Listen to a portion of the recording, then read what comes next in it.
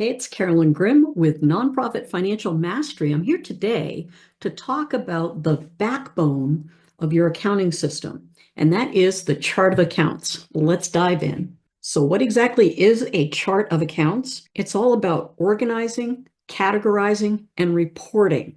So, these are the building blocks that help us to run a report or to know whether we're on budget or not. It all starts with that financial backbone, the chart of accounts. So let's just take a peek at a sample chart of accounts. This is a chart of accounts that I developed for a class that I teach in QuickBooks Online. And this is for a nonprofit called Dinosaurs Delight Rescue. If you don't know, on my sister channel, Accounting How To, we have an emotional support dinosaur named Terrence for my accounting students who might be a little intimidated sometimes by accounting. So this is a Dinosaur Delight Rescue chart of accounts. And it's just simply a listing of all of the accounts that we use in order to keep track of our transactions. So why does it matter about our chart of accounts? Why am I even making a video about it?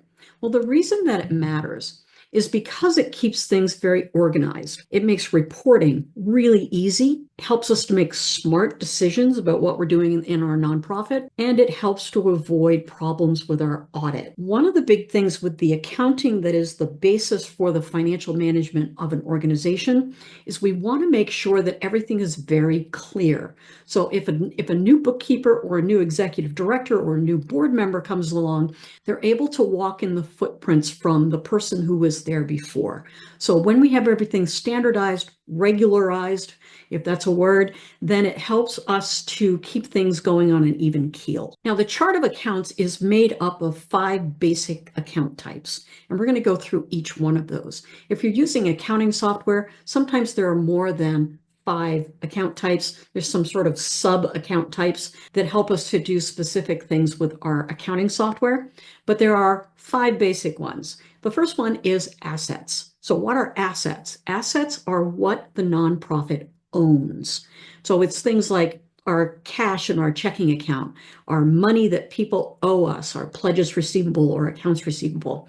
It's equipment that we might own, or a building, or vehicles. So it's those things that we have that are going to help us to bring cash in and make more cash. So for example, we might have a building that we're working out of, and that building helps us to make more revenue. The second building block is liabilities, and liabilities are what the nonprofit owes. So assets, what we own, liabilities, what we owe. So it's things like loans. You took out a bank loan for something, or it's bills that you haven't paid yet, accounts payable. And it could also be money that you've received, but you haven't earned it yet. For example, you get grant funds, and those grant funds are for doing a specific thing that we haven't done yet. So we may not be claiming that as revenue yet. It's a liability, because if we don't do the thing, we got to give the money back. The third account type, if we were talking about a business, this would be equity. But because we're talking about nonprofits, what we're using instead of equity is we're using a term called net assets. And net assets are simply assets minus liabilities. What's left over?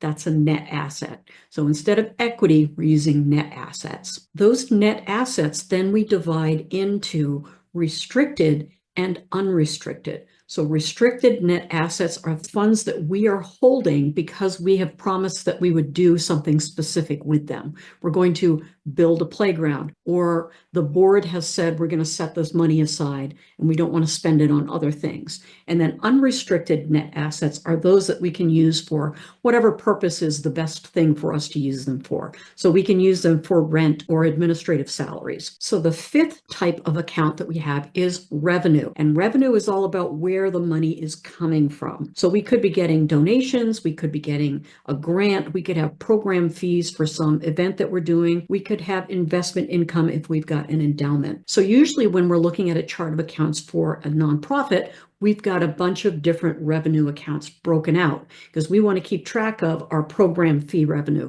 versus our grant revenue versus our annual fund revenue. So we can break that out into as many accounts as we need to do in order for it to make sense for us. And the last one of our account types is expenses. And this is all about where the money goes. And we're going to break those out, because it's a nonprofit. We're going to break those out into program services, management in general, and fundraising. So we're going to categorize our expenses.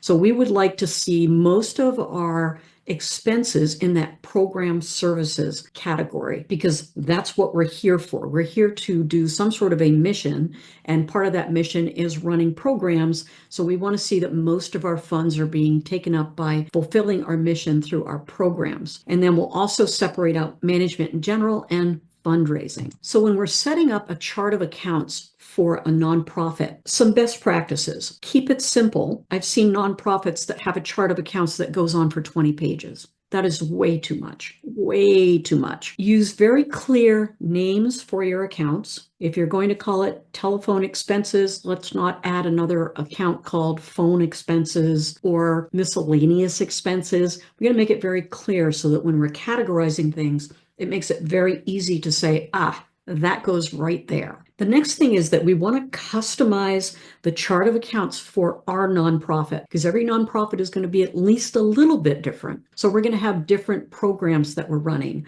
or we want to keep track of different types of revenue. So we're going to customize that specifically to our nonprofit.